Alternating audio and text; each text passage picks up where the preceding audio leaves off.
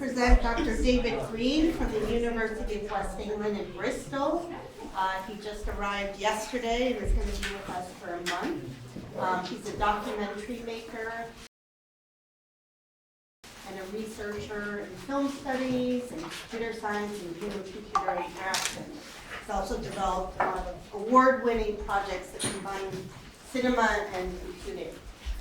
He's a research fellow on the Virtual Reality Immersive Documentary Encounters project, which is a really great project coming out of the University of West England in Bristol. And I highly recommend you check out their website. They're asking really important questions that are relevant to documentary and immersive media. Also on Immerse, we have a bunch of articles about this project, so definitely check it out.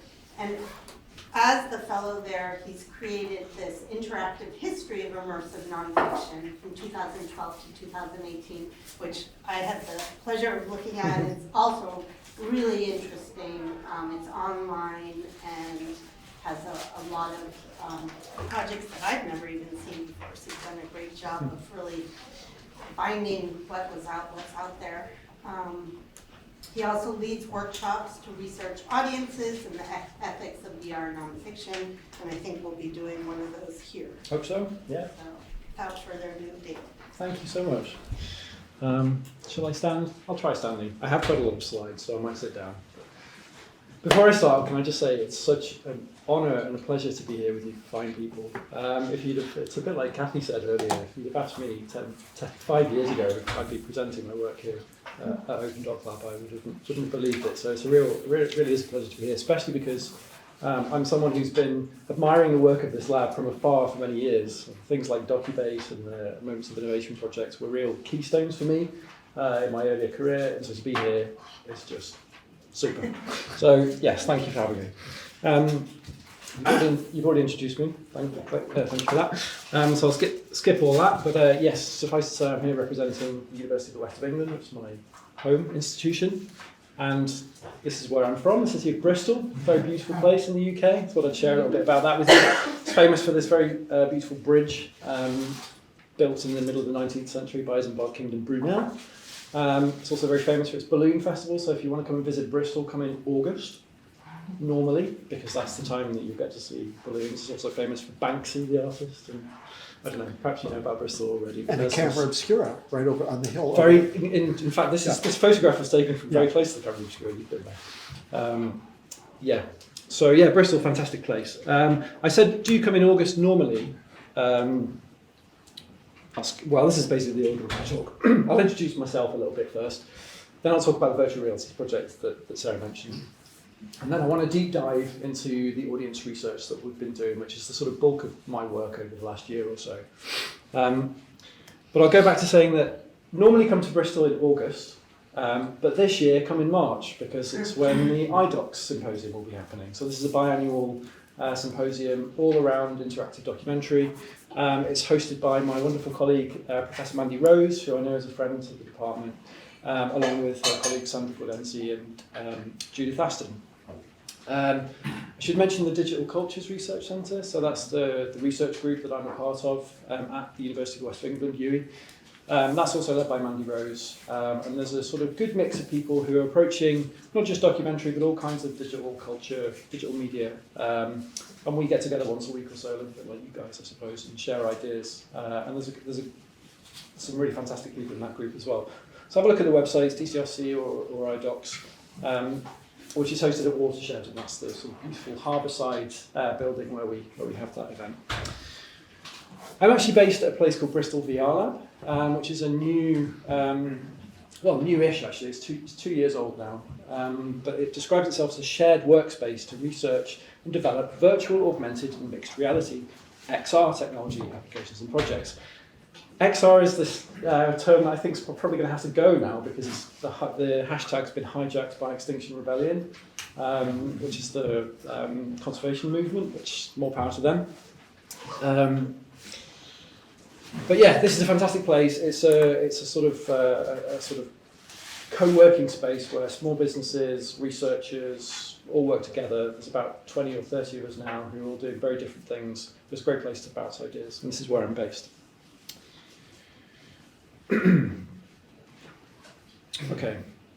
So I'm quite new to VR, actually, as I suppose a lot of people are, because it's a sort of this renaissance of interest in VR. But I've always been a documentary person, so I think I'm in the right place, I think. I'm talking to the right people. I did my master's degree was in film studies. I studied the Polish director Krzysztof Kieslowski, who's familiar with his work. He's got a very interesting relationship with documentary. He kind of gave it up because it wasn't doing it for him. That's going back a few years. And then I was a documentary maker for quite a while, specialising in medical and clinical documentaries for a couple of years. So I got used to working in quite sensitive sort of settings. And then in 2006 I joined a lab called Culture Lab, which is in Newcastle. So currently in the southwest of England, Newcastle's right up in the northeast. It's a lot colder up there. And actually Culture Lab was very much modelled on the Media Lab model of bringing disparate people together from different backgrounds, looking at the sort of creative performances of new technologies. And so I was there for quite a few years, doing work around the sort of creative technology, fabrication, media, coding, kind of that kind of stuff. And it was through that I got involved in human-computer interaction research groups. So coming from a documentary background to looking at human-computer interaction as a lens, and I think for me those are the two sort of Venn diagram of my recipe, if you like. My PhD was in computer science, and in that I focused on participation in iDocs, which is, as I mentioned, interactive documentaries. So I just want to talk about some of the projects I've done in the past, because I think they're relevant and hopefully of interest to people here. As Sarah said, I'm here for a month, which feels like a long time, but I'm sure it will go by really quickly. So what I want to do in this talk is drop some ideas and projects and things on you, and then if any of them sort of strike a chord, then please feel free to reach out to me over the next month or even afterwards, and we can talk about them. We'll just go through a few just to sort of set the scene for what I'm about. So this is a project I did 10 years ago, working with an artist called Susan Morris. I think of this as a documentary project, although you might find cause to disagree with me about that. We use Vicon motion capture systems to track Susan, who makes these really repetitive artworks. So in this particular case, she takes a piece of string, pulls it down, pings it against a wall, and it has charcoal on the string. And she just repeats this process again and again and again and again for about 8 hours at a time. And she produces these kind of very interesting sort of narrative-like artworks. And we tracked her using these ping pong balls of the sort of traditional 3D motion capture system and created these orthographic projections of her movement over time. And what I think this kind of captures, or at least this is what Susan articulates, is this quality of what she calls creatureliness, that kind of flow that you get when you're doing something creative and repetitive. And so this was my sort of first experiment with sort of data wrangling. It was about 80 million XYZ coordinates there, which took quite a bit of processing. But yeah, that was a really fun project, and that was exhibited in Tate in London, which was made me very happy because that was good. This is another project I worked on with a wonderful digital jeweller called Jane Wallace. So again, this was while I was at Culture Lab. So she makes beautiful artifacts, bespoke digital jewellery artifacts. So in this case, this is a dress which was owned by a woman called Gillian, who was living with dementia. And this is a jewellery box that was designed to capture moments from her life and bring them together in this ornate jewellery box. And with the fabric from the dresses, this was co-designed with her husband. She embedded RFID tags into the dress material, so that when you place the dress material in the brooch and put it on the lid of the box, it would trigger meaningful media from their lives. And so my role in this project was to work with them to build this media collection together, and work with Jane the jeweller to sort of present it in this sort of multimedia box. It's a really beautiful piece of work, and I can't take credit for the ideas, but it was a really interesting collaboration as a filmmaker to work in this kind of quite sensitive setting. So a more sort of, let's say, typical interactive media project that I was involved in was this piece, Planopticon, which was a collaboration with Tom, who's a coder, and Steve, who's an animator, and Gary Cordingley, who's a professional storyteller. And this idea was to take the idea of light field photography and make videos from it. So we developed this interface that allowed you to use the second screen to refocus. So we made this stop frame animation using a sort of traditional animation rostrum. We filmed it at 5 different depths. And the idea was that you watch it back, and wherever you touch on the second screen, it refocuses it on the main screen. So that was also fun. So now there's a few projects I just want to talk about which were part of my PhD research, which are very specifically documentary projects. So the first is this piece, Inside Opera. So basically what we did here was we worked with a London-based opera company to make 2 documentaries. One was a professionally made documentary by a professional film crew, and the other was a documentary by the company themselves. So we basically gave the 2 teams identical briefs, and then we compared the processes involved and compared the outcomes. And actually what we found was very interesting because they were completely different, not just in terms of the processes involved, but in terms of the outcomes as well. And I'd love to talk to you more about that, but I do want to get on to talk about VR, which is why I'm here. So if anyone's interested in that process, perhaps talk about that more. We did publish that as a research paper at CHI in 2017, I think it was. This is another project. I got so lucky with my PhD. I got sent to Cape Town in South Africa to make hip-hop videos for a month. As part of this project I was doing called CineHack. So me and my friend Guy used to make knockoff DIY cinematography rigs out of big pieces of plastic tubes and bits of wood and scrap metal and stuff like that. And we built up a little bit of a sort of bit of momentum in the northeast of England around doing workshops around this idea. And our lab manager at the time teamed us up with a sociologist who just happened to have come back from an 18-month ethnography of Cape Town hip-hop and said, like what you're doing, take that over to Cape Town and see how that fits with the hip-hop community there. And that was a really amazing, personally a great experience, but actually in terms of interacting with a culture where creativity is just so different to what I was used to, and the sort of informality of that modus operandus was quite a revelation. So we also published a paper about this, which also Kai, if anybody's interested in that project, that's also available.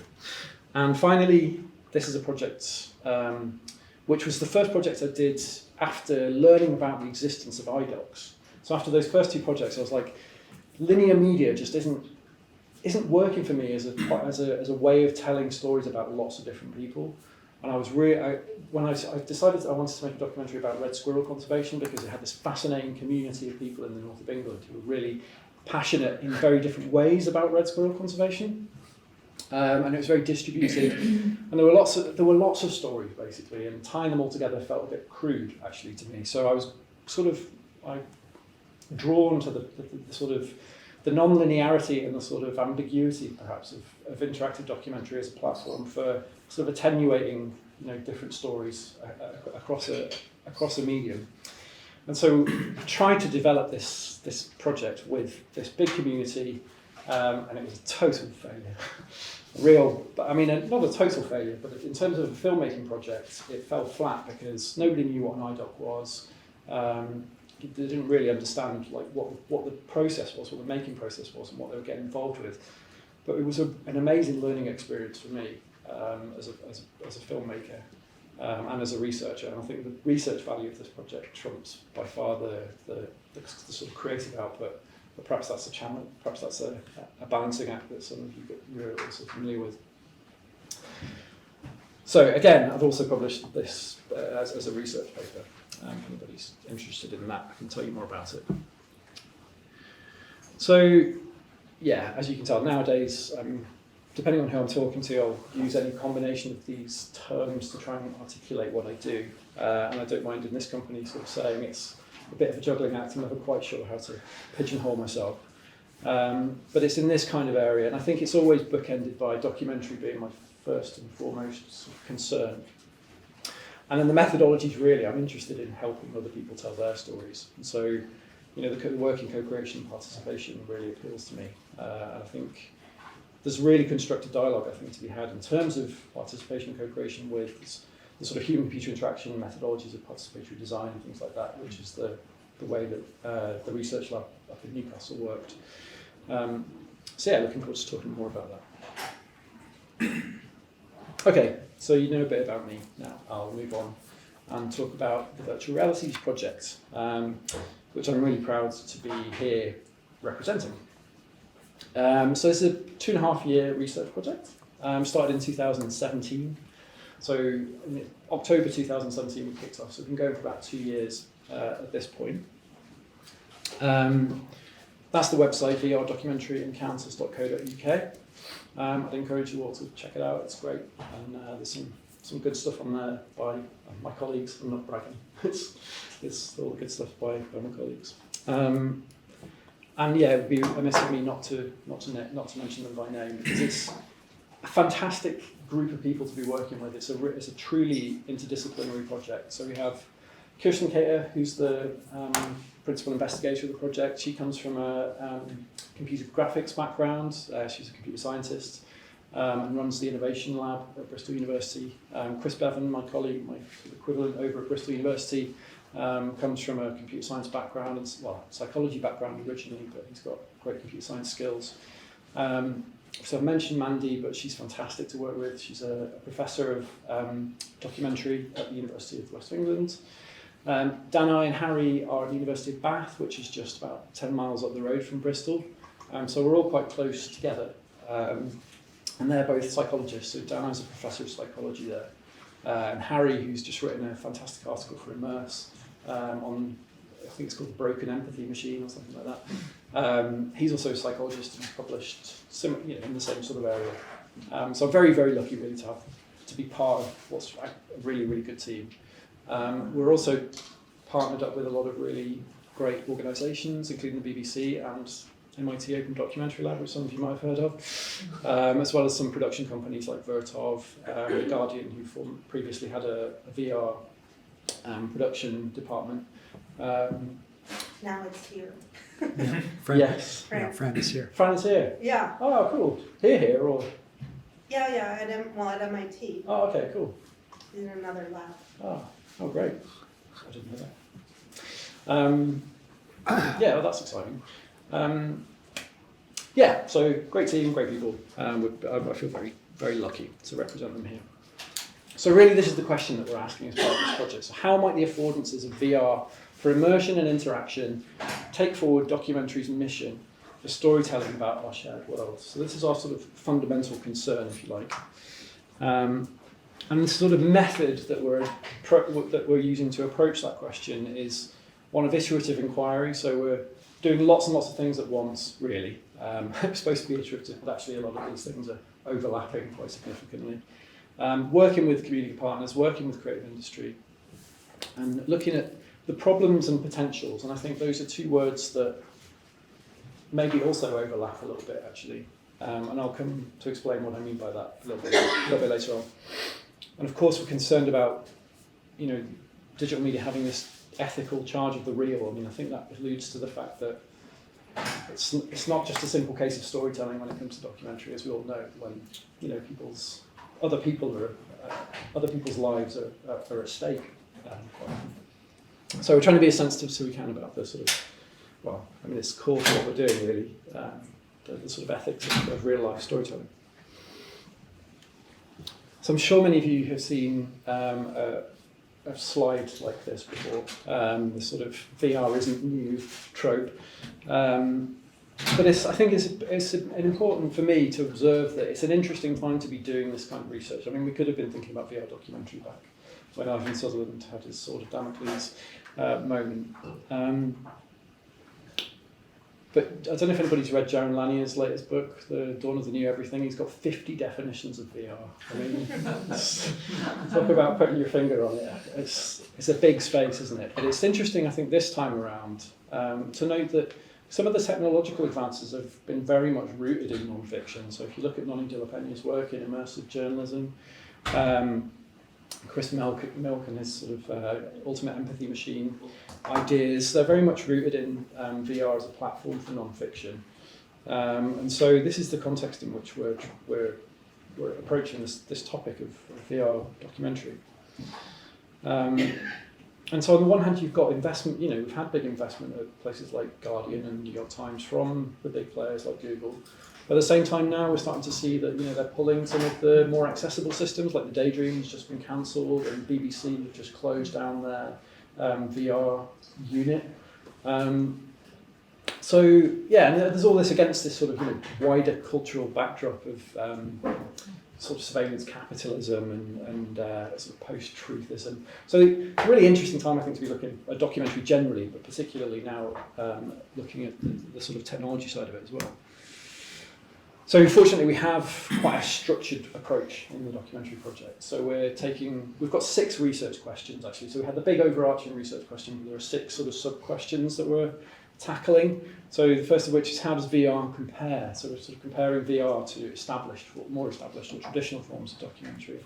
We're looking specifically at how presence or that feeling of being there contributes to the sort of mission of documentary to tell stories about the world. We're comparing more sort of, you think of VR, you put a headset on and you're completely immersed. It tends to be thought of as quite a solitary experience, but actually, we're interested in how VR can become a social experience. And by the way, I should say that VR, while we're thinking about VR as a sort of headset-based experience, we are, thinking more broadly about immersive. So we're not ruling out, we're considering this in the context of things like augmented reality as well. Ethics is, of course, at the heart of what we're doing. So, is it right or wrong to put on a headset and virtually go to a refugee camp and look around and see what's happening there? What's the grammar for this new medium? And how do we make money off it? Sort of just the bottom line there. So, as I said, we've got a 2.5-year program of work. We've done quite a bit of review. So we've been looking at VR documentaries that have been made, stuff that's out there. So it's been great. We've been travelling to festivals and things. We've been looking online. We've been looking at all of the distribution platforms. And as Sarah said, we've watched a lot of VR documentaries. There is a lot of stuff out there. Myself and Chris, I've mentioned a little bit about the videography work, but Chris has done the bulk of it. But I've spent a lot of time in VR now, and there's some great experiences to be had. There's also a lot of crap as well, which is subjective, of course. But there we go. So and credit to Chris Bevan here, who's done, like I said, the bulk of this work. But we have put together this interactive online website, which we've sort of nominally called it an interactive history of virtual reality nonfiction. And we've had to put a bracket around it because, as you can see, it's sort of started to explode a little bit around 2018. But you can see it's gone from more or less nothing, really, in 2012. And I think this piece is Nonny de la Peña's Hunger in LA, which seems to have sort of kick-started this latest trajectory. To now we've got multiple festivals a year. Just lucky enough to go to Venice, and there was about 30 or 40 VR pieces. And that's not to mention those that have been made and weren't shown. So there's an awful lot of stuff out there, and it seems to be growing. So we had to, just in terms of our capacity, draw a line at the end of 2018 and say, for us that's it. But it'd be very interesting. I'm hopeful that somebody else might take the mantle and pursue this, because it's kind of interesting to chart it and look at trends. So for example. So Chris has crunched the numbers on this. We're looking at things like duration. So we noticed that sort of in 2014, it sort of got to about 11 minutes as the average duration, and then it dipped a little bit, perhaps because maybe people were feeding back to say that it was a little bit too long. Who knows? We're looking at the centres of production where things are getting made, and you can see obviously there's clusters of production happening here in North America and Europe. Little pockets in Asia and Australia as well. And also we've been looking at the themes that have been emerging. So there's hundreds of themes, and actually this is out of date already, but some of the key, let's say, defining genres of this sort of this wave of virtual reality nonfiction are human migration stories, of which there are countless. Some of them perhaps more sensitively done than others. But yeah, certainly a lot of work has been done in capturing that kind of experience of refugees. Human migration, human experience. So this is kind of an interesting genre, I think, actually. So capturing the sort of different kinds of human experience, including quite a number of health conditions, so things like notes on blindness. Anybody seen that? Fantastic, yeah, great piece of work, I think. The Party, which is Guardian piece. I think Fran probably made that, which is about autism. Jane Gauntlet, who's a documentary VR maker based in Bristol, has epilepsy, and she's made this piece called Intimacy, which is about her experience of having an absent seizure in public. And then Unrest VR was quite a famous one, which went alongside the documentary Unrest, which is about Emmy. So there's quite a few different styles of that. Of course, we have the sort of armchair tourism, National Geographic style, anthropological documentary, where you've sort of taken to far-flung places across the globe. I mean, if you're asking for recommendations, Collisions is a really good one, Lynette Walworth piece. Nomads is also a really well-produced piece by the studio Felix and Paul. But yeah. So the audience researchers are what I want to talk to you a little bit about in more detail. So I'll save that for a moment, but I did want to mention, so the thing I'll talk about is the projects I've been essentially leading, but my colleague Harry has also been doing more sort of lab-based audience research. So he published a paper at IEEE VR last year about and actually the piece he's just written for Immerse is about that work. So it's really worth checking out that. About the broken empathy machine idea. They did a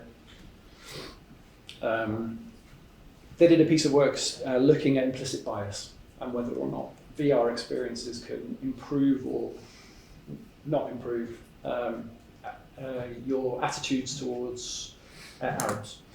And it's kind of interesting what they found, so I very much encourage you to check it out. And the final piece of work, I mean, this sort of is presented as if it was linear, but actually all of these things are overlapping quite a lot. The production studies are so we commissioned 3 projects about a year ago, and now they've been made. And I think certainly 2 of them have been completed and are now entering the sort of festival circuit. So Love and Seawater, piece by Lisa Harewood and Ewan Cass-Kavanagh, if anybody's familiar with the Kipu project. An interactive documentary, fantastic piece of work. It's great to work with Ewan Cass-Kavanagh on that, and Lisa, who has this fantastic project called Barrel Stories, which is about migrants from the Caribbean to Europe who had to leave their children behind, and how they sent items, shipped things like food and toys and stuff from Europe to their kids in these barrels. They've used that sort of framing to tell a really moving story about sort of separation. Transplant is I can't do it justice yet because I haven't seen it properly, it's not quite finished. But it's the latest piece by Oscar Raby and Katie Morrison, who made Ascent. And it's, I mean, in a nutshell, it's a story about Francisco Varela, who is a Chilean philosopher as well, I think, who coined this term autopoiesis, which is this idea of a sort of description of an ecosystem of life. And this piece, Transplant, is about him. But actually what you are doing is performing a liver surgery in VR. So it makes sense, I'm sure, but I haven't seen it, so I can't say. The waiting room VR, we're really, really proud of Victoria Mappelbeck, who's just been selected too. So this was at Venice, and it's also been selected for IDFA. So this is a really moving piece, actually, about Victoria's experience with breast cancer diagnosis. And it's told in a really, really intimate, close-up way. And yeah, I've brought some Oculus Go headsets with me. So if anybody wants to experience that, I'd be happy to pass that on. Yeah, and so the reason we've commissioned these pieces is basically to study how they get made. So from the very beginning of the commissioning, through the interview, how they pitch these projects, how they've been developed over time, how the production's actually worked. This is what we've been studying. So through interviews with the various people involved. And so hopefully that'll be our, once we've concluded the sort of field work, if you like, that'll be our sort of last series of sort of key take-home research findings from this project. So, Now I want to talk to you about the audience research. So this is the area of the project I've really been involved with. So just to give a bit of context, from our lit review, we found there's a lot of sort of audience research, or let's say user research about VR that's lab-based. There's not really been much research, as far as we could tell, into the sort of more social, cultural contexts in which VR documentaries are being experienced. There's not been much, not many people have looked into the sort of long-term usage of VR at home, and it's pretty easy to understand why. Affordable headsets haven't been around for very long. So one of the things, we did at the very beginning of the project, we conducted a survey of leading producers, curators, directors of VR documentary. And one of the things that we got back from that survey was that there was a shared concern, both between us as researchers and with the sort of community of practitioners, that there were big questions about how virtual reality nonfiction could reach a mainstream audience. And so we resolved basically to try and understand that a little bit.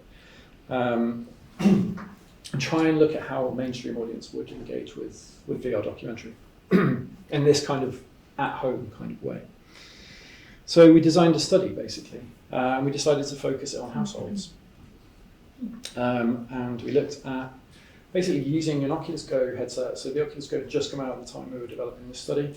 And we basically decided to give people an Oculus Go to take home, to borrow for a period of time, at least 8 weeks, but in many cases it was a lot longer than that, to see how it incorporated into the sort of social dynamics of people at home.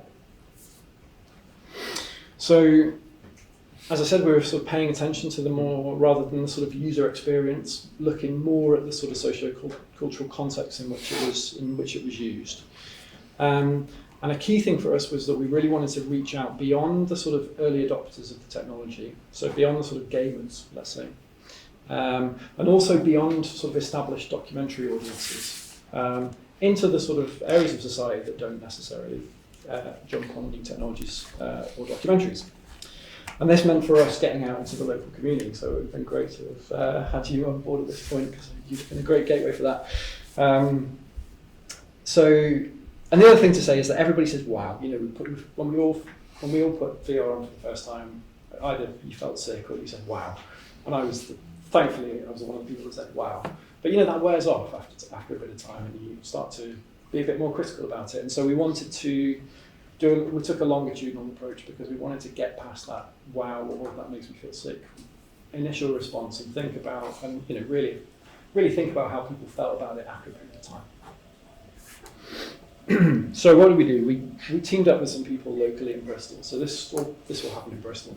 Northwest Media Centre are a fantastic charity, and they do media outreach in a low middle income area of the city. So we teamed up with them.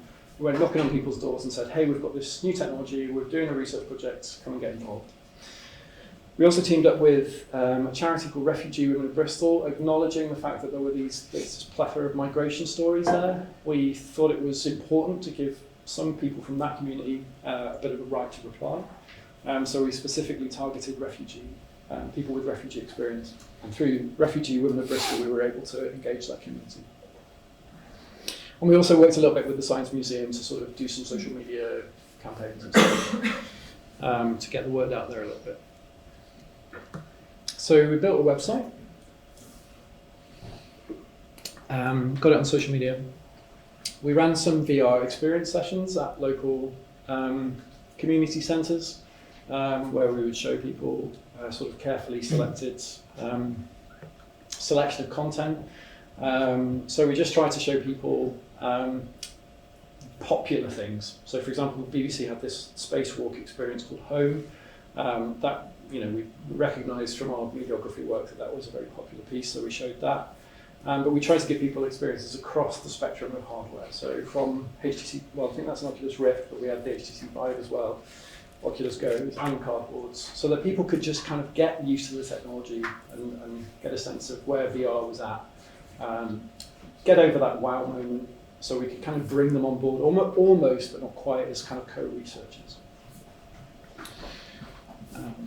So yeah, that's just another one of the sessions that we ran. And we had people from young kids up to like grannies in their 90s. There was a woman, I think, who was nearly 100, who was on a roller coaster. And, we did get it through ethics, so yeah. Right. So in the end, we ended up with 35 participants, spread out over 12 households, 19 females to 16 males, and we really, we got what we were looking for. Basically, we got a really diverse cast of people from across the city, and this is just some of them. And as I go through, I'll introduce you to some of these individuals who took part in the project. So, what did we do? We very carefully went to visit them first before bombarding them with any technology. We went around and explained what our research was about, got to know them a little bit. And through this, we were able to filter out some of the families that maybe we thought, well, it was more about getting to know them actually, but through this process, we found some people that weren't really suitable for the project, and we were able to work with people who were keen and on board. Once we got them signed up, we had this ceremonial unboxing. Has anybody seen those YouTube videos where people are like really excitedly unwrapping things? We sort of riffed on that idea a little bit as part of our sort of first encounter with them. And we sort of we tried to draw a little bit on things like cultural probes. I don't know if anybody's familiar with Bill Gaver's work. He's at Goldsmiths in London. He does this idea of cultural probes where you take things into people's homes in order to sort of stimulate conversation. We tried to sort of dress down the sort of flashy side of the technology of VR and put it in these fairly neutral boxes. And in some ways, we're also drawing a little bit on Sarah Paint's idea of this sort of sensory ethnography here, of trying to present the VR equipment in a way that's both sort of a little bit playful and also sort of more neutral, so that people can project onto it a little bit. And so one of the ways we facilitated that was to bring along with us a home stereoscope, which is a really old stereoscopic device, which, actually I think in the next slide there's a guy. One of these things, which is this device with a stereo image card, and you can put it in and you focus it by moving it forwards and backwards. We also brought, you can't really see it, but that's a ViewMaster. So we basically brought all these devices with us and just had a really open conversation with people about what it means to put something to your face and look into it, and how that's meaningful in different ways and in different contexts and historically as well. And so these unboxings were really fun. Well, they were fun, trust me. So the other thing we did was we'd read, so the BBC had done a study a couple of years before, along a similar line actually. We took in part inspiration from them. But one of the things that they found was there were loads and loads of small, little but significant technical barriers in terms of getting people to engage with this kind of technology. So we tried to just remove all of those barriers as much as possible. So we preloaded the headsets with content, we curated stuff for them to watch that we knew they were going to either find very enjoyable or very, mostly very enjoyable, but things maybe that we thought that they wouldn't like as well. And we kept in touch with them. Sorry, is that a question? No? No, okay. Feel free to ask questions. I don't mind that. So we basically gave them weekly envelopes for them to open, and then they put the code into the website, and it gave them a list of stuff that we curated for them to watch this week. We told them all about it basically, so they had all the information at their fingertips, and explained which device to watch it on. So most of the pieces we chose were for the Oculus Go, which we of course preloaded with headsets, but some of the pieces we wanted them to watch were only available on an app. So in those cases, we gave them all a Google Cardboard to use as well. And on the back of the envelopes, there were questions that we designed to sort of prompt them to think about things each week. So what was your favourite piece? Tell us 3 things that you liked about it, and things like that.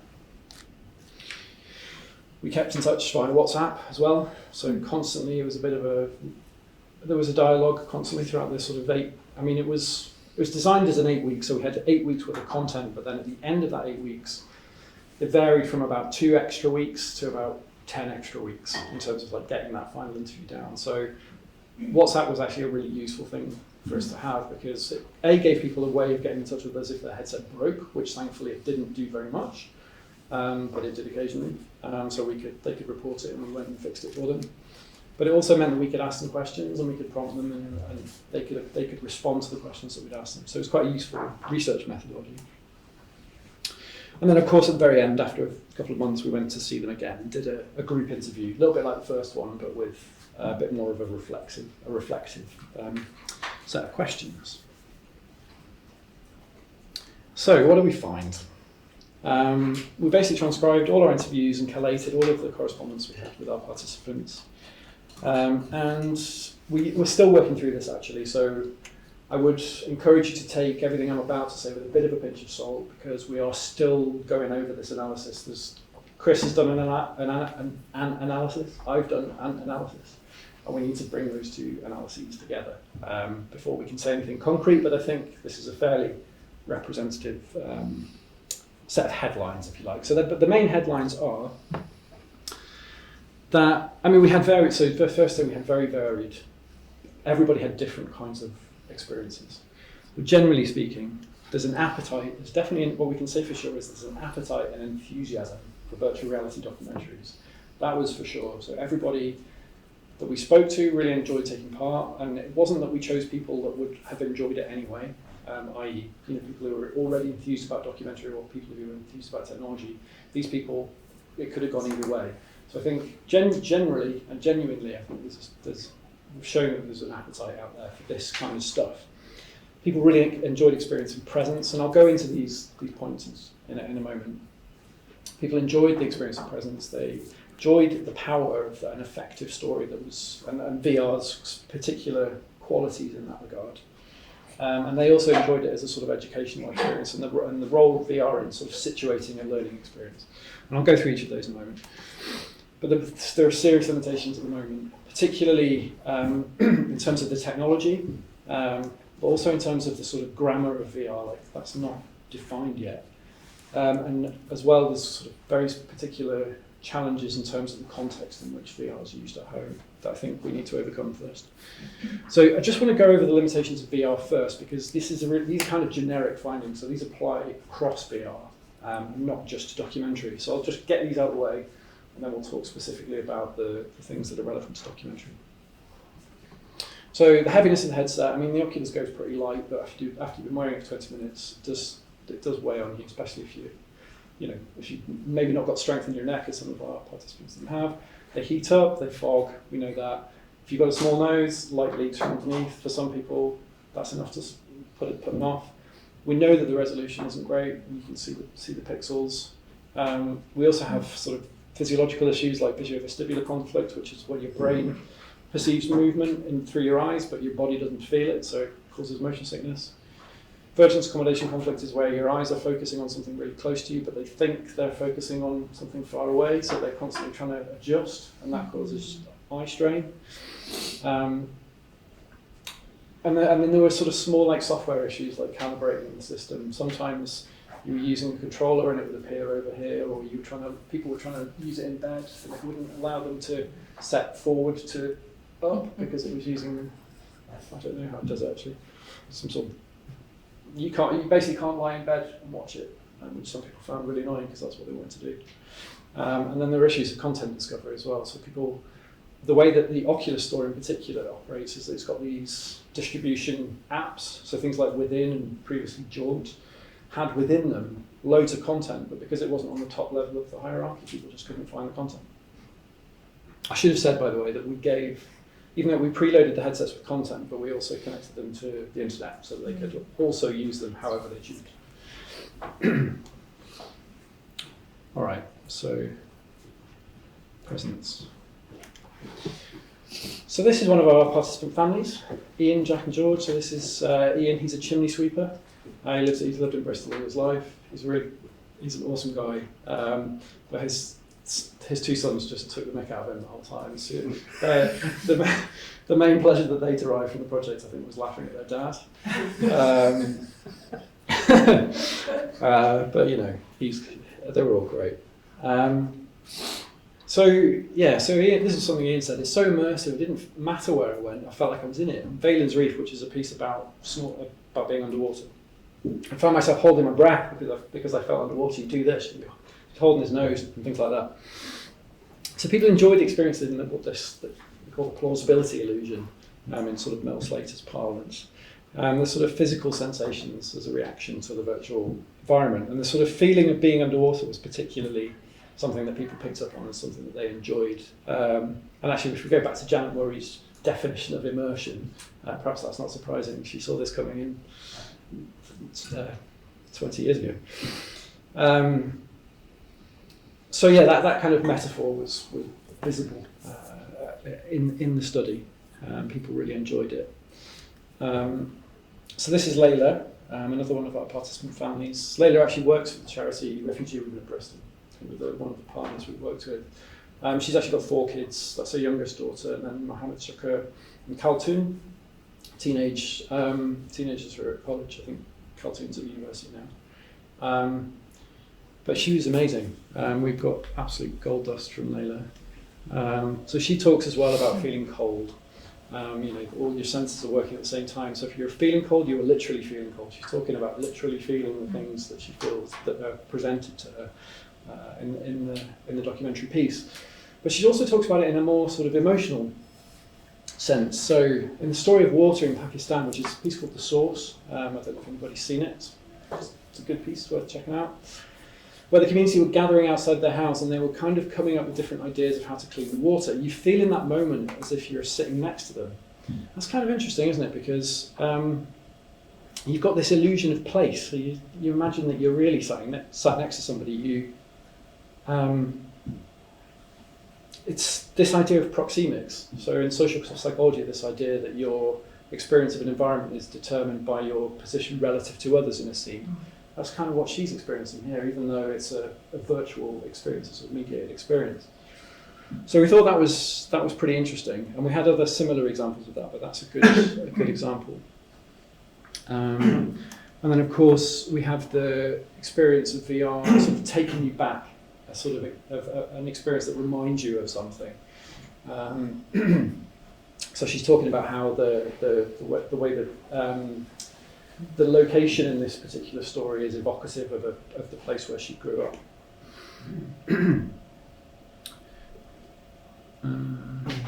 Actually, a few people had. So there's places. There's documentaries like Anne Frank's house, which is a sort of virtualized version of Anne Frank's house. A few participants had been to Anne Frank's house and really enjoyed that piece because it was a sort of new perspective on somewhere that they'd been already. So that was another sort of example of that kind of value of sort of taking you back somewhere. So yeah, okay, so effective stories. Now we know documentaries can be effective, but we're interested here in how VR kind of adds to that. So this is Richard and Laura. Richard's a vicar, so they're in their 60s, married for a long time, I think.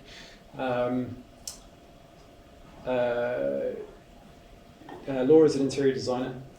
Richard, he's a vicar, but he also works for a charity called the Anchor Society, which deals with loneliness and older people. And he's also got quite a lot of experience doing sort of ethical evaluations for charities. So he's quite a good person to speak to in terms of the sort of ethical side of our research questions. So he said, it was hugely more powerful than seeing on a screen.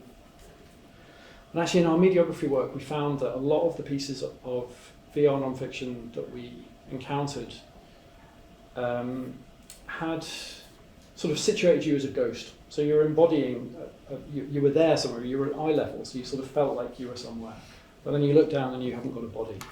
And we wondered, that's kind of a strange experience for some people. And actually some of our participants complained about that when they looked down that they didn't have a body. But actually for the most part, it didn't matter to people. So Richard here is talking about a piece where, just the very fact that you're able to look around you is enough, whether you've got a body or not, to have a sort of powerful experience. And it's interesting because I think we're used to this idea of a fly on the wall as a sort of, as a way of understanding a kind of documentary. But I don't know, perhaps there are people in the room that know, but I don't know if we've got a word yet for the sort of 3D fly on a wall. Maybe it is just fly on a wall, but maybe there's another way of thinking about that. I haven't quite got my head around that yet. So Helen, who we didn't photograph, is one of a couple of young women who's in her late 20s, who took part and found the whole experience really unsociable. That's not to say she didn't enjoy it, but I think she found overwhelmingly that the experience of putting a headset on at home was pretty unsociable.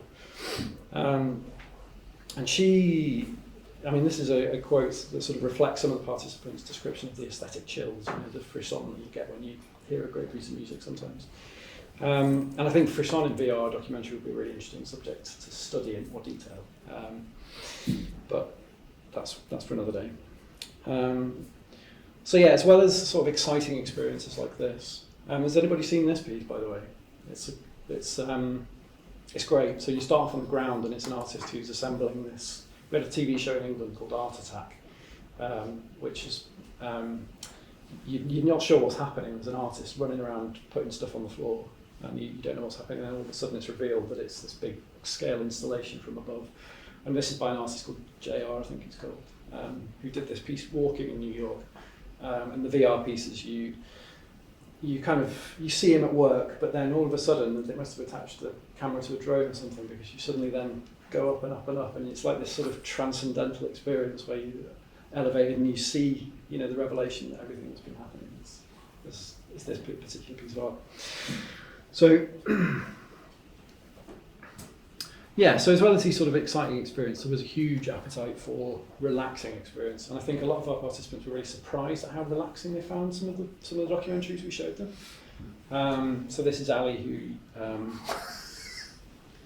was really thinking back to the good old days when you didn't have much to choose from. I think some people saw the value of being completely immersed without having your phone in one hand and the remote control in the other and everything like that. You can sit back and just watch it. And perhaps that's a space that seems to be an underexplored space for VR. And again, this is Cedra is a family from Syria living in Bristol. Cedra is the 13-year-old daughter who also acted as a translator between us and her parents. So I wanted to search for VR beaches. So yeah, search for beaches VR or something on YouTube. She doesn't care. She only wants to play that fishing game. And they just clicked randomly on one that was 10 minutes long, and she did an impression of her mum and dad going like this.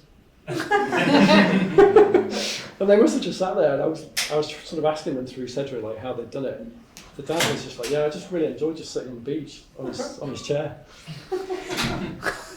Yeah. And yeah, it's the same qualities that make it relaxing. This sort of feeling of total immersion. Can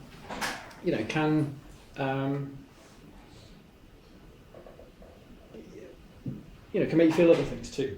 And I think this is Richard again, who decided he'd seen this particular piece, The Displaced, which is a really moving portrait of migrant children fleeing, war zones. And he found it deeply moving to the point where he preached on it. And he again articulated, the more you felt that you were more there. You sort of found it very emotional. And I think, if anybody's read Kate Nash's work on the idea of proper distance and improper distance and how VR can take you very, very close to things. And I think that has its value, of course, but there's some more thinking and more work to be done, I think, on articulating what those challenges are in relation to specific pieces and experiences like this. So I realise I've been talking for quite a while. I do have a few more slides to get through, so do bear with me. Situated learning, people found it educational, and I think the context in which people experience things, so this is Mary, this idea of just it being enthralling in space, somewhere you can't obviously go, that experience of being there and seeing things from a different perspective obviously has value for people.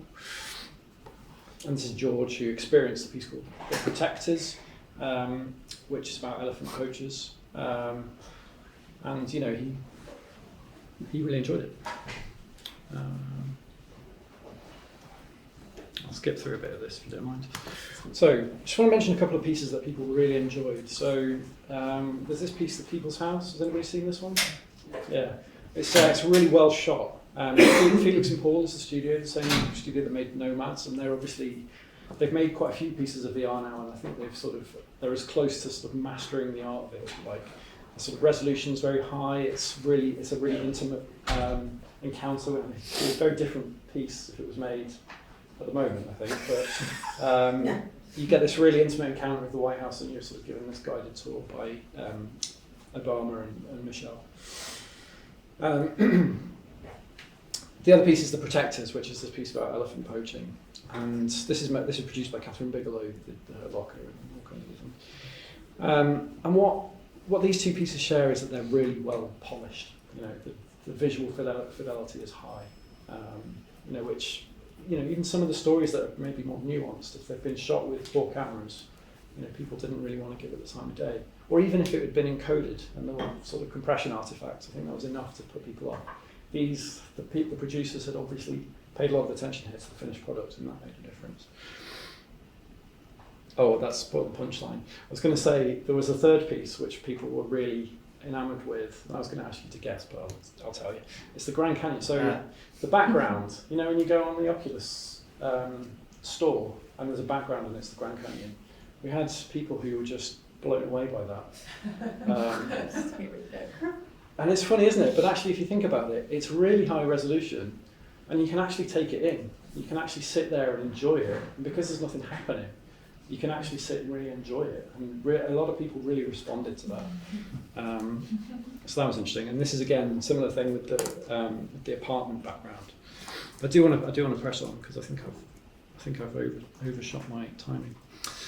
So the storytelling grammar, this is the key thing really, and I think people were sort of using interoperably these concepts like were they playing with it, were they watching it, experiencing it, doing it. We knew from our audience survey, from our stakeholder survey we did at the beginning, nobody knows what to call the audience of VR. So we don't quite yet have the sort of language of what doing VR is in the same way that we watch TV or we listen to a podcast. This idea of doing or story experiencing or something, we just don't have that language down yet. And I think partly as a result of that, but partly because some of the things are weird, tricky, bizarre, and freaky, people resorted to language like this in explaining what happened to them. And I think that's an interesting sort of overarching observation.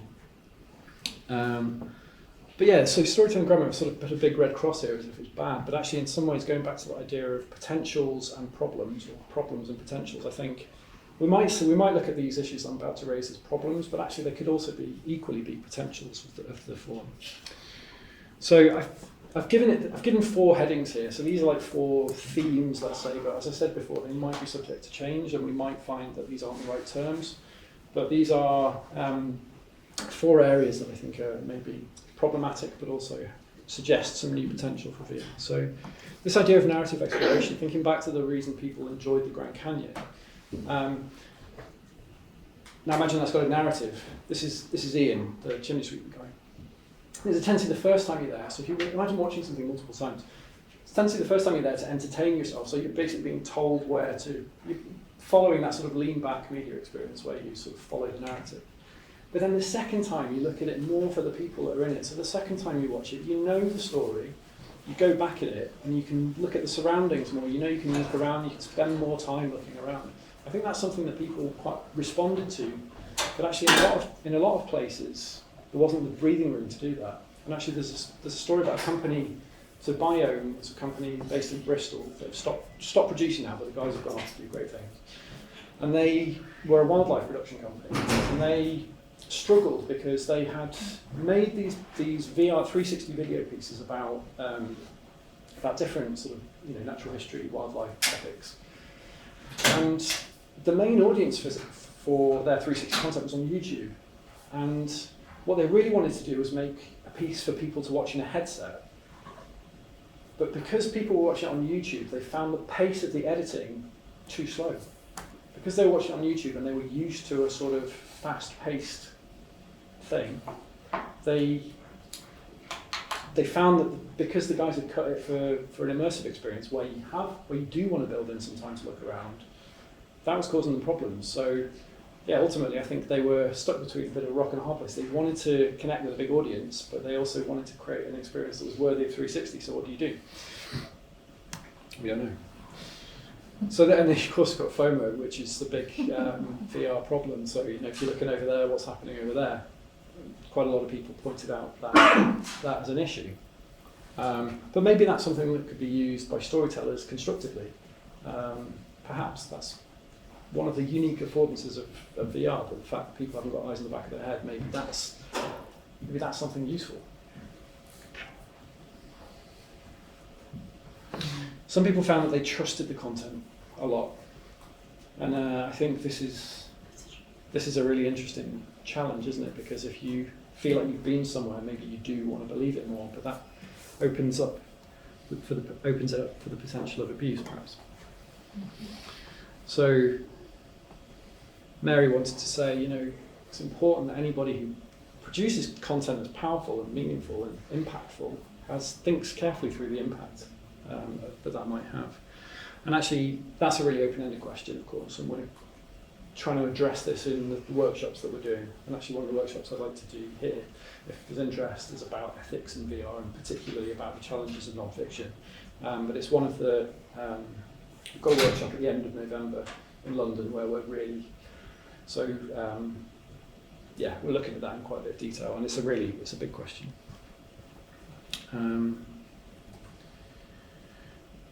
So quite a few participants, we're revealing the sort of sceptical side of some of our participants at this point. You'd like to think that people would be altruistic and make videos that are sort of designed to do good in the world, but as Dan says, the effect of media, particularly with this, you've got the sort of the presence and immersion and the power of VR coupled with the sort of persuasive power of documentary.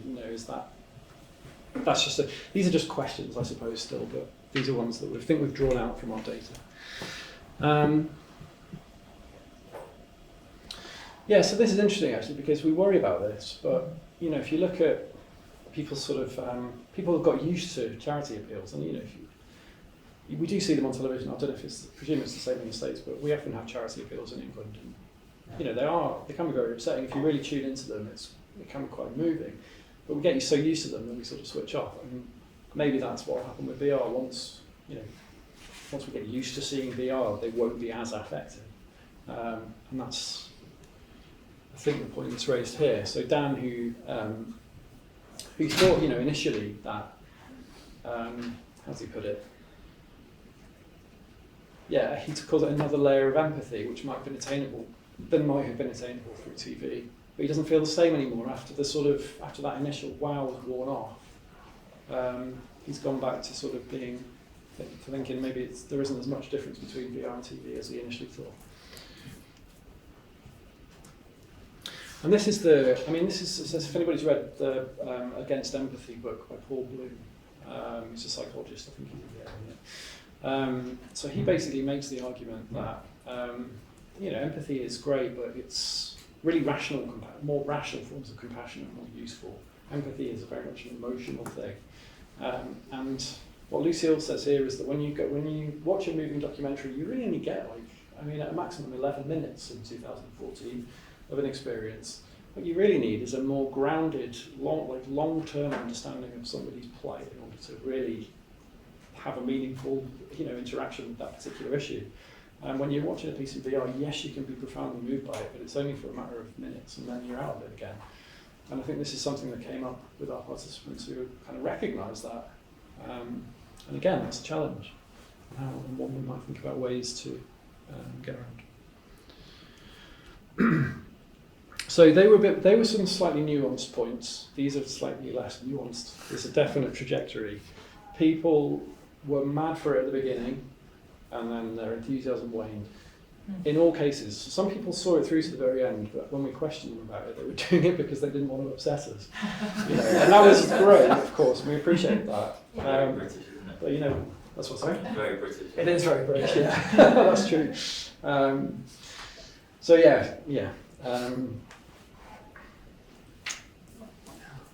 There's not much more to say about that, really.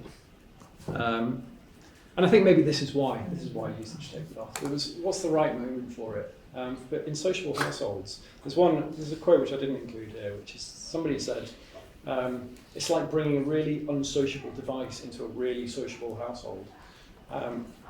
That's kind of what we've done. You know, most of these households, when they got home from work, they either want to spend time together, doing stuff together, or they want to watch telly or do stuff on their own. You know, it's competing against the internet and Netflix and all that kind of stuff for one.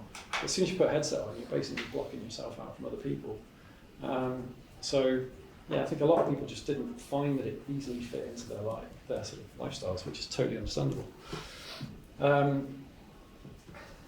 Yeah, and people had sort of broader concerns about that this was another technology that was essentially serving to isolate people from one another. And again, similar in a way, but perhaps a bit more concerning is you know, some people were, when they put the headset on even at home where they wouldn't really feel safe, because they're essentially blindfolding themselves.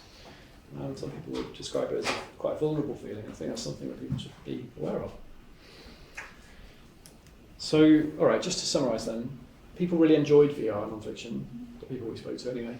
They enjoyed that experience of presence. They enjoyed, you know, the sort of feeling of being underwater and in space. They enjoyed being moved by stories, and they enjoyed the kind of relaxing potential of VR, and they enjoyed its capacity to sort of teach them things in a way that sort of provided an extra layer of context by virtue of the fact that you can be imagining yourself in a different situation. But there's huge limitations. The limitations of the technology, which we know are sort of broader than non-fiction. This idea of the grammar of storytelling in VR not really being well understood by either producers or audiences, or even people like me who spent 2 years researching it. That's a challenge, and that's one we might think about in different ways. And then, of course, the context in which it's used are presently a big barrier.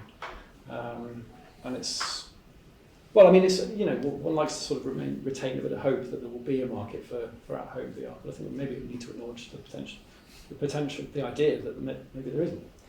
And that what the implications of that would be for the technology companies who want to invest in it. On that happy note, I'll be happy to take questions. Thank you for your attention.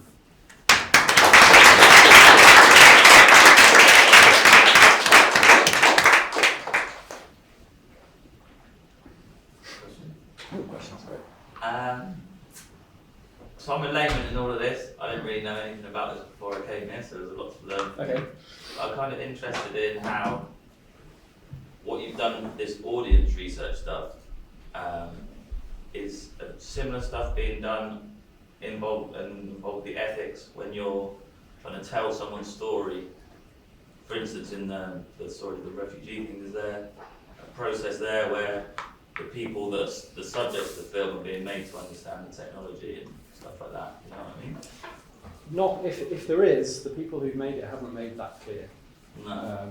So, I mean, I dare say in some cases maybe more than others, but I know there's no, for example, like there's that panel of 9 migration documentaries. I encountered almost all of them through the Oculus store, and they're presented in the way that you might expect to see a thing presented on Netflix. And there's no, you know, the BBC have quite an interesting approach of putting the last 10 minutes of a natural history programme dedicated to how they made it. There's nothing like that, for example, so you don't really know the extent to which subjects have been consulted. I mean, Clouds Over Sidra is the sort of famous VR documentary about the Tatari refugee camp in Lebanon. We don't really know, I don't really know, and I'm not sure it's common knowledge. Of course, the people who made it know who Sidra is and how she's faring, but there's no, that's not properly acknowledged. I was just wondering if in the long run that would somehow affect the outcome of the film, you know what I mean? In the same way you're doing this audience research now. Yeah, no, I think it would. I think there is a tendency, isn't there, in documentary making of all kinds, to sort of parachute in, extract a story, and then leave that behind. But I think, you know, in some ways that's not unique to VR. No. But I think, you know, VR pioneering new methods of making and delivering documentaries. Maybe that's something that we could be thinking about now. to factor in and make it sort of part of the VR production process. You know, incorporating, you know, ongoing input from the people who are involved in that. Yeah, I'm not sure if that's your question. Yeah, just a lot. You said that the illusion of place, where people felt this illusion of place, or the illusion of really being there. Yeah. And I wonder if that changed over time, because this was the first thing that happened to me after the wow effect, that I was really somewhat disappointed to feel that I'm in the middle of this crowd of people or whatever, but I can't interact with them. They don't see me. They even walk through me sometimes, and I don't have a body, things like that. So did that change over time, or do you think this really works? That's a good question. Yeah, I mean, so as I said, we're still analysing this data. That's not something we've picked out yet, but actually in you asking that question, we can go into the data and look and see how that manifests. I think my gut feeling is that it's still maintained after a while. Because I think in some instances when we interviewed people, there was a bit of recognising that the usage had tailed off. After we'd organised the interview, they went back and watched a load more, and some of them were talking about experiences that they just had when we were interviewing them. So I have a feeling that it was still the case, but that's just an inkling. I wonder if that might be a reason for that the usage went down. That Yeah. it's just not that fascinating anymore. So here's the thing that I haven't included in the presentation because it's still going on, but actually we've got these same families back to do two things. One was a VR experience day at the Bristol VR lab where we showed them some of the latest stuff, and definitely that. So for example, we put them on in HTC Vive experiences where they could really interact and walk around and all that sort of stuff, and they really responded to that. So I think definitely the new affordances that they haven't encountered before definitely reinvigorate people's enthusiasm for it, and I think that maybe answers your question. Just how long that lasts, right? Yeah, exactly. But then you need another new thing every now and then. Maybe we just have enough new things. Yeah. And just to follow on that, how articulate were people about the different systems, about the 360 versus a somewhat more interactive, maybe the Go or HTC? Just is that something that there was a vocabulary for, or an awareness of, or? In some cases, yeah. So, for example, the people that had been to some of the experience days where we'd shown them the 6 degrees of freedom headsets like the HTC Vive, so ones where you can walk around and peer around corners and things. I think people were a little bit disappointed that the Oculus Go didn't have that sort of interaction. Aren't we all? Yeah. Yeah. Well, yeah. Well, the Quest does. Yeah, so I think some people were a little bit disappointed about that, but they were the people I think that were on the more, let's say, the sort of informed end of the spectrum. I think most of our participants didn't have that vocabulary. Yeah. Is there either something that you guys reference, like I assume that wasn't a part of this study, but maybe a related study that provides a baseline on how a very similar study but with 2D documentaries? Because that would be, because kind of the VR has such obvious drawbacks, right? In terms of, all the things you mentioned, that I'm just curious how exactly the same families or similar families would respond to a curated program of really good documentaries. Maybe they're all given the same size big screen TV, and I don't know necessarily that the effects would be that different. Right? They would probably there would be a lot more positive social effects because people are yeah. around. I'm just curious if there have been any comparisons done that you know of between those two. That's a really good question. In some ways, I almost wish that we had done something like that. I mean, I suppose in designing the study, we based it on the sort of tradition of audience research. Don't know how much there's been at home though, really. Tends to be done at festivals because it's captured audience. I mean, there were people in the room that know that literature better than I do. Yeah, I mean, I think some of the observations we've made are probably generalisable to other forms of documentary, but I think I think maybe that's some of the stuff that will probably fall by the wayside when we come to write this up, because we are really interested in this particular affordances of VR. And I think anything that's generalisable to other media, unless it's really compelling and has come up, everybody's said it, I've got this great cop out, haven't I? Because I can just say, we haven't quite finished analysing the data. But in this case, I think that's fair to say. Yeah, I see your point though. If that's, I think within that was a sort of critique, if you like, wasn't there? Of, what? I think you could say this about all documentaries too. So I think we are trying to focus, and I think some of the stuff you couldn't say, like the stuff about.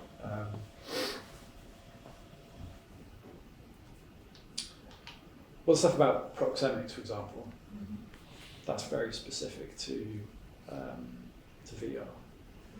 So I think those are the nuggets that when we publish this research will focus on, I hope. Yeah. Just kind of just in terms of getting to that, how was the longest or what was the average length of these experiences? I mean, the ones I've seen are generally pretty short. Yeah, so the shortest was 1 minute, and that's Gas on the Ganges. So there's a series which are just literally hop in and out. The longest, I think, not sure, probably about 25 minutes. I think the White House one's quite long. Just because it sounds like you're sort of making the point that you had this sort of control group that was just looking at regular documentaries. But regular documentary is going to be an hour and a half long. You get so much more engaged. It's almost not very. Yeah, that's true. Yeah, I could do documentary shorts. Yeah. Okay. That'd be very good. Did you have a question? Yeah, I wanted to go back to the first question that we were talking about, and you mentioned that VR is not unique in a culture of going into, like, parachuting into a specific culture and extracting information to be an object for the consumption of others. So I'm wondering, what are the specifics? Like, do you think there's anything specific about VR technology that complicates this dynamic?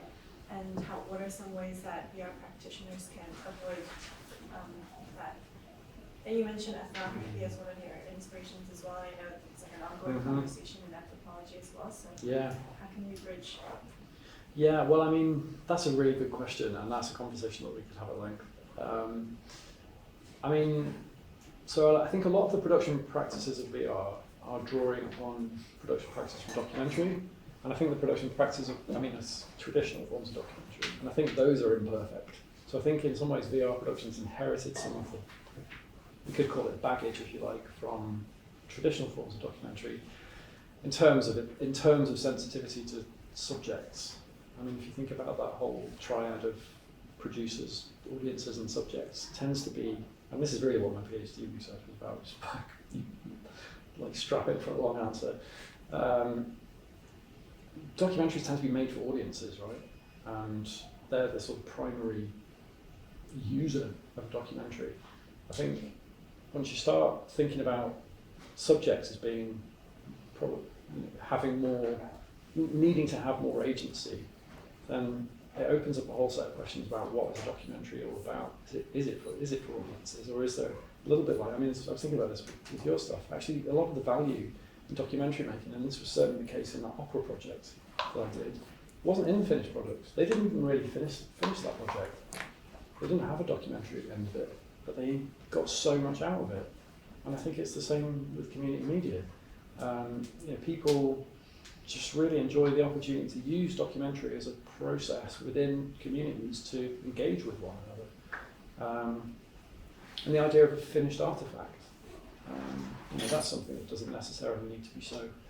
Like the idea of having a follow-on with Cedra. I'd love to know what Cedra from Curated is up to these days and whether she's still all right.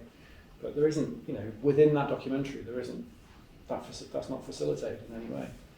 So I think now I see this as a moment of opportunity because VR, the protocols of production aren't fixed for VR, and it's a good time to start critiquing established sort of processes. And so maybe, it's nothing to do with the fact that it's immersive really, but perhaps greater sensitivity to subjects is something that we could incorporate. In terms of the VR technology itself, I also wonder, do you find that the technology, are there instances in which the explicit, do you think the technology makes more explicit the dynamics at play in a way that's productive? In a sense of, it's very clear that, VR technology that in production makes very clear in a way, how it's being considered, the type of ethos, or the type of ways of knowing the communities, I mean, like the consumers of it will be consuming it, if that makes sense? Would you? Yeah, I suppose maybe it's maybe what you're alluding to, the capacity for personalisation, perhaps. What do you mean? So I'm not sure, to be honest. I'd have to have a think about that. Nothing's springing to mind in terms of the specifics of VR. Maybe we could talk. Can we talk about this after? I mean, I'll try and think. Well, yeah, but I'm not. Nothing's coming to mind straight away. I'll go back. Sorry. Thanks for the talk. It's an incredible project, and I have a lot of things to say, but I think that we can have time in next week. Yeah, I hope so. Yeah, Yeah, great. we'll have a chat. And that goes for Just two short questions. The first one is, when are you going to publish these, the results of the 2020, I guess? Yeah, so we're writing this up now. We're doing, so when I get back, well, perhaps even over the next few weeks, I'll be liaising with Chris, who did the other pass of the analysis, and yeah, tweaking basically, putting those findings out there in a journal paper. The second is about methodology, because you mainly are here presenting results from the interviews, but I was wondering if you also use like association tests, indirect psychology tests for trying to achieve results that goes farther, along than the first wow experience that people has, especially with people that in the past went through this kind of experiences. So there's a lot of biases, first time experience in VR, in these results or comments or interviews. So I think that these other kind of methodologies in psychology would be very, very useful. I totally agree, yeah. So actually the other study that Harry Farmer and Chris Bevan were more involved with, and I didn't really have much to do with that one actually in the end. They did a recall test. So even though it wasn't about, we think about wow as being a sort of emotional response, and the obvious question is, do you still have that to the same piece 6 months later? Maybe you would have it anew if you'd forgotten about it and then saw it again a year later or something. But they were studying more about what people could remember about a piece later on. So yeah, I mean, there's so much still to research about VR, and I think a lot of it is relevant to documentary making, and that's certainly one of them. But we didn't do that with this study. We had to design it and make some choices early on about which direction we were going. And we sort of chose to do it the way I presented. Yeah, thanks so much for the presentation. I really like how it sort of spans humanities and social science research, and how you are sort of articulating the sort of domestic studies. I mean, it's such a granular level of observation and analysis, which is really refreshing to see. But I'm thinking about that moment where you were talking about how you kind of switched the boxes to present sort of these neutral containers. Yeah. And it was making me think of maybe a broader methodological question of doing maybe this reception analysis and this approach to reception as compared to different kinds of maybe cultural models. I mean, I'm even thinking of texts like Lynn Spiegel's Making Room for Television, and to what extent in this kind of study you're thinking about advertisements and broader cultural narratives and ways that people are coming to this technology, having been told about it, thought about it, just all these other kinds of texts in their lives that might inform how they're, relating to it in that moment. Yeah, so that would be so interesting to do. Obviously we didn't do it here, but I think something like that would be fascinating. One of the things we noticed was that VR's not advertised anywhere. You don't see it on the sides of buses or on TV or on social media. It's not advertised. There's no, you've got to go there looking for it. And so in some ways, I suppose we were quite lucky in a sense that there isn't really there aren't really established cultural differences in terms of the way people are exposed to VR. I mean, maybe there is on a sort of big cultural level, like in places where there's lots of like technology advertising, for example, people might be familiar with it, whereas in other parts of the world they wouldn't be.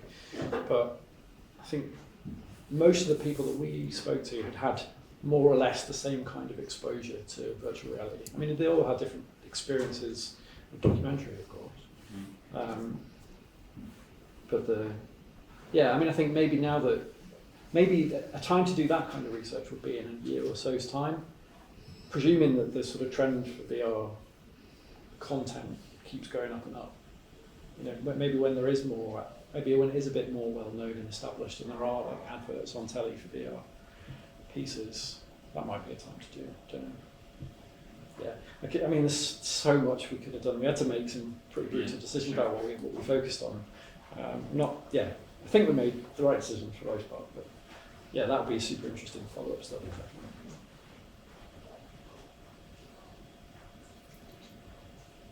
You showed the chart on VR production over here. Did you show a chart on adoption by any chance? Or do you have any numbers on that? Adoption, numbers on that. We don't have any numbers on that, sorry. Kathy, where did you get your number 30% by 2022? I think that's a little outdated now, but I have seen. Seems very optimistic. Yeah, it was at the time, I think, and even more so now. But I use a lot of the VR AR associations numbers, and Okay. I mean, what I don't have like specific numbers, but I know since the Oculus Go's came out a year ago, May, I think they had the best quarter after the Oculus Go's came out that has been like everything to date totals the one last quarter post Oculus Go's. So I think that's really interesting in terms of adoption, was just that the 3 months preceding, following the Oculus Go's release, it was like the last 3 years of VR headset sales combined. Oh, so sort of exponential. Yeah.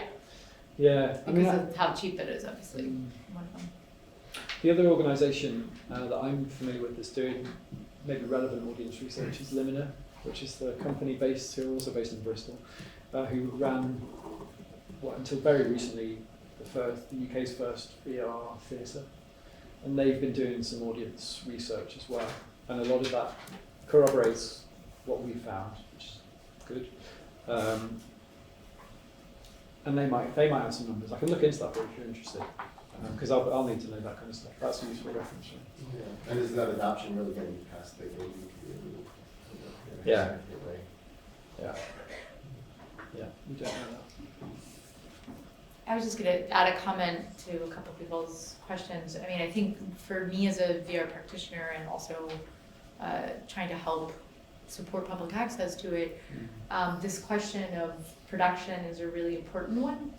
When you're doing traditional documentary, if you're shooting a public scene, you can put up something and people can avoid the camera. And we live in Brookline, which is a community that has its own town subcommittee on surveillance for the town. They literally will not allow, we can't even fly a drone without the committee of the town approving the usage and knowing what it's for. So they're very suspicious and paranoid, and I think probably right to be concerned about this.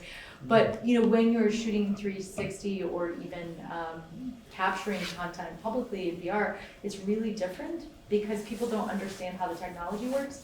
And I feel as a practitioner that it's really important to we often will have headsets out while we're shooting, so when people have questions, we can just put a headset on them and show them immediately. This is what the technology is, and it usually allays their fears a little bit because they are then, paranoia is replaced by curiosity. And we also have been doing public demos for the last 4 years, for the first 2 years, twice a week, at teen centers and senior centers and at our public facility.